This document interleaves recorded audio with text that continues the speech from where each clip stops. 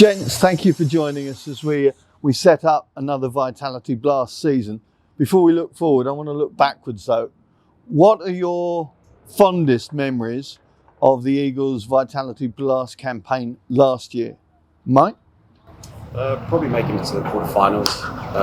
Obviously that result didn't go our way. But then just playing finals cricket with the boys we have was probably my fondest memory. Critch? Not too sure. There's quite a few good ones. We had a pretty good campaign, obviously, until quarterfinals. I think one thing that sticks out is like playing in front of the crowd and the atmosphere here. And the one game that I actually didn't play in, when the boys broke the record against Glamorgan, watching that like on Sky, being up in the balcony, like watching it all happen, it was pretty good. Pretty jealous not to be out there at that point. So, when you watch from up there, is it a real production? Because we know what Friday nights are like here. They can get fairly frisky, fairly raucous, but it is great fun. Yeah, definitely. When you're out there, you kind of just concentrate, and then maybe if you've won the game, the last one or two overs, you kind of can soak up the atmosphere a bit. But when you are up there and you're not involved in the moment, like it is a good atmosphere. Sit back and enjoy. Yeah. Paul, what was the highlight for you? Yeah, I think for me it was over the 14 group games. I think it's probably the best performances we put together as a unit. Even I think better than when we won it in 2019. I think we were consistently the best we've been. Yeah. And especially with a fairly young team, going forward, it's really pretty exciting. And obviously we're hoping to go one better this year and make it to final stage. And then when you're there, anything can happen. So I think the fondest memory would definitely just be the fact that we just put it all together for more games of the group stages than we have done previously. We both know you're dying to say nearly hitting 6 sixes. What was that? 4 sixes against Glamorgan, was it? You hit the most sixes for the Eagles. I think it was 24, and it was a significant season, particularly for you two. I mean, I think you hit the most runs for the Eagles. You had the best average, or vice versa. But it was, sounds silly saying it, a breakout season, a marker season perhaps better for you in particular, because you seemed to take on the responsibility and you enjoyed it. We saw that particularly with the bat. Yeah, I think obviously played for a few years now and kind of learnt off some very good middle order players and kind of Ryan Tenniscarter and Ravi Bopara. So kind of just building that knowledge base up, and obviously it's satisfying to be able to go on the pitch and produce performances. So you can't take anything for granted. It's a new year this year, so you've got to try and replicate that and try and go one better. Mike, for you, I mean, we saw some astounding innings. That 75 not out against Hampshire, I think that was with Mr. Critchley, wasn't it? Wasn't that when you went 45 not out and suddenly the ball was flying everywhere and suddenly everything was hitting the middle, and you had that for a lot of the last T20 campaign. You must have been really confident. Yeah, I was very confident. Like, good thing before the comp, it was all just go out, express yourself, enjoy your cricket, and I think that's what also made us so successful for the team and the whole, and myself also. So yeah, it was just that confidence, obviously scoring runs going into the next game, and once you're away, team's winning, confidence is high, so yeah, definitely. And because the games come so quickly, generally, you're able to build on that or redo it depending on what the last innings has been. 100%, yeah, and you just take that momentum with you. Obviously, then also the luck's on your side, everything, so the confidence keeps on going, and that's just how it keeps on going. Confidence for a leg spinner is absolutely critical. Here speaks the voice of experience, but you got a couple of 3-wicket hauls early doors, 3 braces as well, and suddenly there was a different feel to the way you were bowling. Did you feel that out there?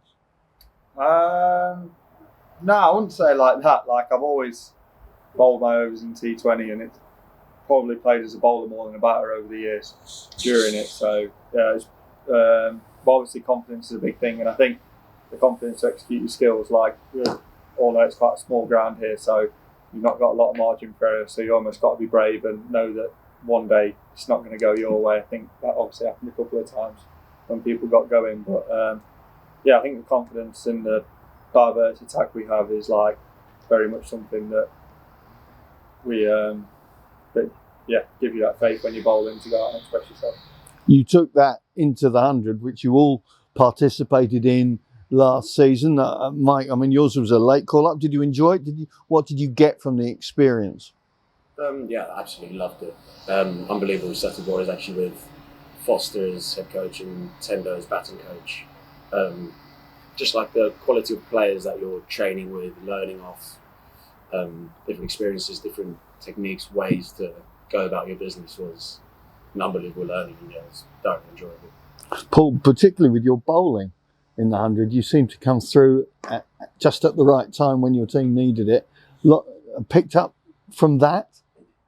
Yeah, I think obviously good confidence boost for me going into a new team and kind of performing, especially with the ball. So hopefully, transfer that back to Essex this year and put some big performances in. And give that variety. Obviously, we've got Daniel Sams with the left armour, but to have two left armours, particularly his variety, the leg spinner as well.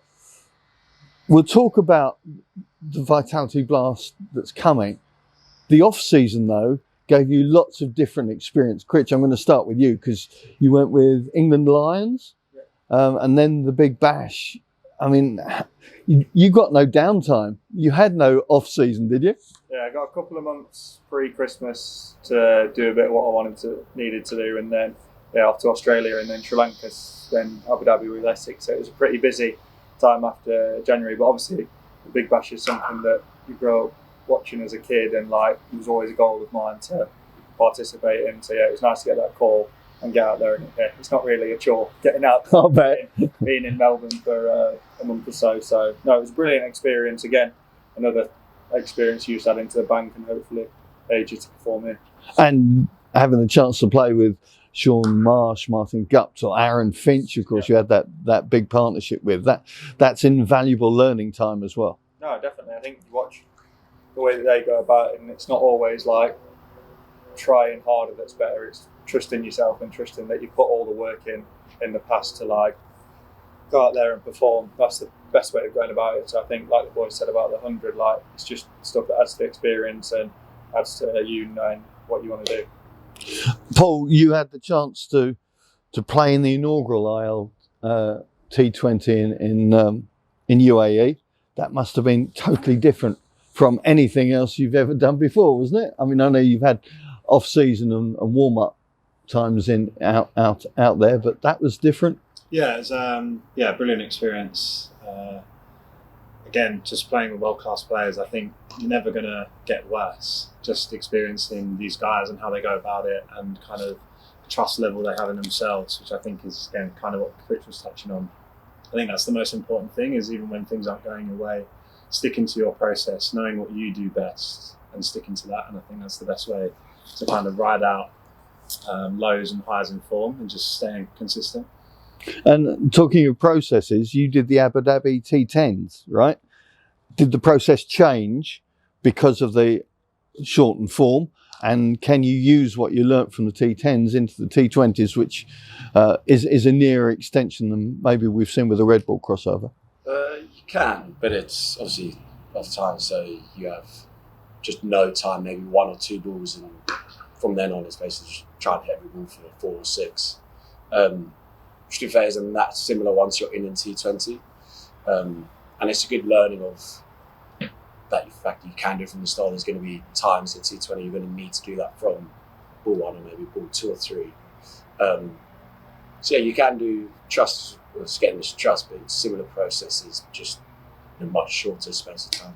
More concentrated, obviously. I mean, as we set up to go into this campaign, obviously we're looking back at what happened last year, and as you've all said, you want to build, you want to take it on. What are the key learnings from last year, factors that you want to build into this year as a team, as individuals, to take the Eagles further, Paul? Yeah, I think it's probably, I mean, we just lost one game in the quarterfinals. I think we were unlucky. Lanks turned up and played a brilliant game. I think that's probably the one thing, is just when the pressure comes and somebody's got to stand up and deliver, you just want to be that guy. I think they had that guy that day and we didn't, and that is just the difference in the short form. So I think obviously first step is to qualify, get through the group, which is never easy, and then just in that big game, just being the guy that wins the game and gets yourself into finals, and then anything can happen. Do you two in particular feel you have to take more responsibility this year? I mean, everybody's in their mid-20s, but on the back of what you've done last year, do you feel you have more responsibility, particularly with the bat? I wouldn't say it's more responsibility. Definitely had responsibility last year. We've got world-class players all over the line. So I think it's just, yeah, you do have to take responsibility when it's your turn and you're in. But again, it's still that team first mentality. There's loads of world-class players around us. So again, it's more just building on last year, and hopefully we can do the same thing. But T20 cricket, you just never know. So short and fast. And the unity, the camaraderie within the group. This is your third year, second year. You feel more part of it. I'm sure it didn't take long before you got your nicknames and everything else that was flying about. But that group feel, the strength of the group is so critical in games that come thick and fast in the Vitality Blast. No, definitely. Yeah, I think obviously it's a very welcoming group anyway, but I think we're pretty settled side now from last year, and which can only help you. Everyone kind of knows the roles and the different roles, but also I think, like you alluded to, like pressure of performing there, I actually think there's probably a little bit less. Like we've probably got 12 or 13 players that can win you a game on their own, so you only got to win 7 or 8 games to go through, and then from there, like, put a couple of performances in, as Paulie says. So I think the good thing with this group is, like, it's quite frightening lineup all the way down, especially the batting, like, and then the bowling. Like, it's got such variety that, like, it's quite an exciting group. I bet to coach, we also have their meetings, what specific role we want us to play, but I'm sure we'll just go out and entertain and win games ultimately. Last question. The advantage of playing at home. The Cloud County ground, as we've already mentioned, has its own unique flavour, particularly on a Friday night. How much do you look forward to playing here, especially when we got a packed out house? Mike? Oh, so much. It's one of the best atmospheres to play on, say, a Friday night to the way they support the crowd and maybe help us, but like hindering the opposition is unbelievable. Can you hear everything that they say? A lot of the time, but then whilst you're, say, batting or in the moment, you're focused on the task in hand, what you need to do. The times where you're squeezing, or your mind's not 100% on the cricket in between overs, or when you're up at the balcony, you can feel the atmosphere and how much they're behind you in sporting. It's unbelievable. Critch, how different is it from Derby? Yeah, it's very, very different. Probably a similar size to ground, but a lot more intimidating atmosphere. I think, yeah, like memories from last year when we won that game against Hampshire in 13 or 14 overs. I remember the crowd got going there, and you almost feed off that, and then they get on the back of a couple of their players, and I wouldn't want to be on that side of it, to be honest. So, no, definitely looking forward to it.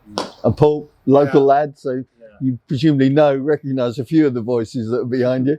Yeah, I think you still get a stick as a home player if you're not playing well. So you've always got to make and you can't run away from it. You can't get away from it. But I think last year we won 6 out of 7 at home, and I think the support that just kind of shows the momentum. And when we start getting on top, how under pressure the other teams can feel, especially just kind of with the atmosphere of the ground. So I think it's vitally important for us to be successful is the crowd there.